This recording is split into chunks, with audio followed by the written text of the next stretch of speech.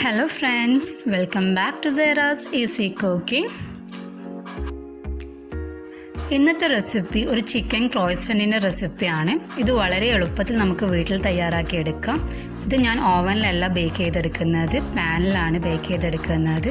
ഇത് വളരെ സിമ്പിൾ ആണ്. ഇതുപോലെ നമുക്ക് വീട്ടിൽ എളുപ്പത്തിൽ തയ്യാറാക്കി എടുക്കാം. ക്രോയിസന്റ് എങ്ങനെ തയ്യാറാക്കാം നോക്കാം. 3/4 കപ്പ് ചെറിയ ചൂടുള്ള പാലാണ്. ഇതിലേക്ക് 2 ടേബിൾ സ്പൂൺ പഞ്ചസാര,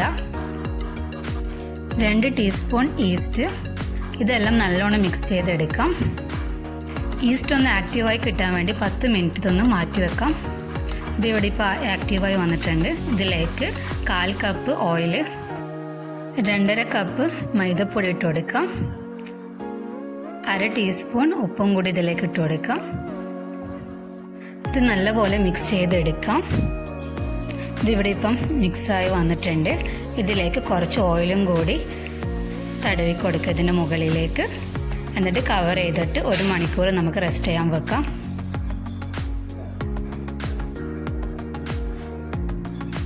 നല്ല ചൂടുള്ള സ്ഥലത്ത് വേണം ഇത് റെസ്റ്റ് ചെയ്യാൻ വേണ്ടി വെക്കേണ്ടത്. ഇനി നമുക്ക് ചിക്കൻ്റെ ഫില്ലിങ് റെഡിയാക്കി എടുക്കാം. ഇവിടെ 200 ഗ്രാം ബോൺലെസ് ചിക്കനാണ് ഞാൻ എടുത്തത്. അതിലേക്ക് 2 ടീസ്പൂൺ മുളക് പൊടിയും ആവശ്യത്തിന് ഉപ്പും, 1/2 ടീസ്പൂൺ മഞ്ഞൾപ്പൊടിയും, 1 ടേബിൾ സ്പൂൺ ചെറുനാരങ്ങൻ്റെ നീരും കൂടി ഒഴിച്ച് നല്ലോണം മിക്സ് ചെയ്തെടുക്കാം. ഇതിവിടെ ഇപ്പോൾ നല്ലോണം മിക്സായി വന്നിട്ടുണ്ട്. ഇതൊരു 1/2 മണിക്കൂർ റെസ്റ്റ് ചെയ്യാൻ വെക്കാം. ഇനി ഒരു പാൻ എടുത്ത് ഇതിലേക്ക് 4 ടേബിൾ സ്പൂൺ ഓയിൽ ഒഴിച്ച് കൊടുക്കാം. ചിക്കനൊക്കെ നമുക്കിനി ഫ്രൈ ചെയ്തെടുക്കാം. ഞാനിവിടെ ചെറിയ ചെറിയ പീസസ് ആക്കിയാണ് ചിക്കൻ കട്ട് ചെയ്തെടുത്തിട്ട്, ഇതുപോലെ ചെറിയ പീസസ് ആക്കി വേണം കട്ട് ചെയ്തെടുക്കാൻ.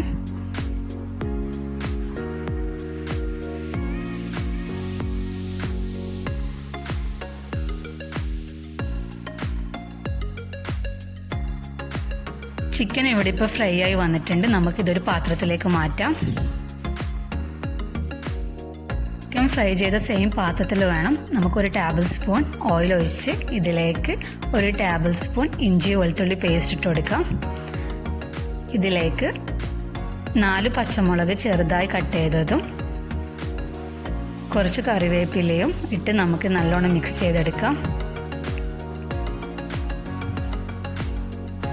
ഇതിലേക്ക് നേരത്തെ ഫ്രൈ ചെയ്ത ചിക്കനും കൂടി ഇട്ട് നല്ലോണം മിക്സ് ചെയ്തെടുക്കാം. ഇതിലേക്ക് ഒരു 2 ടേബിൾ സ്പൂൺ പോലെ മല്ലിച്ചപ്പും കൂടി ഇട്ട് കൊടുക്കാം. ഇവിടെ ഇപ്പോൾ ഈ ചിക്കൻ റെഡി ആയിട്ടുണ്ട്. ഇനി ഫ്ലെയിം ഓഫ് ചെയ്യാം. ഇത് ഇവിടെ ഇപ്പം 1 മണിക്കൂർ കൊണ്ട് തന്നെ ഡബിൾ സൈസായി വന്നിട്ടുണ്ട്. നല്ലോണം ഇത് കുഴച്ചെടുക്കാം. ഇത് നല്ലോണം റോൾ ചെയ്തെടുത്ത് ഈക്വലായി കട്ട് ചെയ്തെടുക്കാം.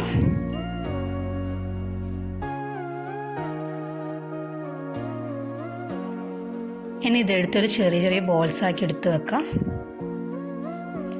ഇതിനൊരു റോളർ വെച്ച് നമുക്കിത് പരത്തിയെടുക്കാം. ചപ്പാത്തിക്കൊക്കെ പരത്തുന്ന പോലെ ഇത് ഇവിടെ പരത്തിയെടുത്തിട്ടുണ്ട്. ഇതിങ്ങനെ എല്ലാം പരത്തിയെടുക്കാം. ഇത് ഇവിടെ ഇപ്പം എല്ലാം പരത്തി റെഡിയാക്കി വെച്ചിട്ടുണ്ട്. ഇനി ഇത് ഓരോന്നായി എടുത്ത് ഇതിൻ്റെ മുകളിലേക്ക് നമുക്ക് ബട്ടർ മെൽറ്റ് ചെയ്തത് ബ്രഷ് ചെയ്ത് കൊടുക്കാം. ബാക്കിയുള്ളതൊക്കെ ഇതുപോലെ നമുക്ക് ബട്ടർ ബ്രഷ് ചെയ്തിട്ട് ലെയർ പോലെ സെറ്റ് ചെയ്തെടുക്കാം. ഇതെല്ലാം ഒന്നിച്ച് നമുക്കൊരു റോളർ വെച്ച് വെളിങ്ങനെ ഇതുപോലെ പരത്തിയെടുക്കാം.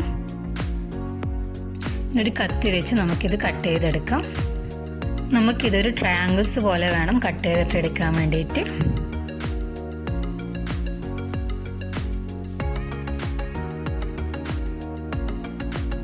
ഇതിവിടെ ഇപ്പം എല്ലാം കട്ട് ചെയ്തെടുത്തിട്ടുണ്ട്.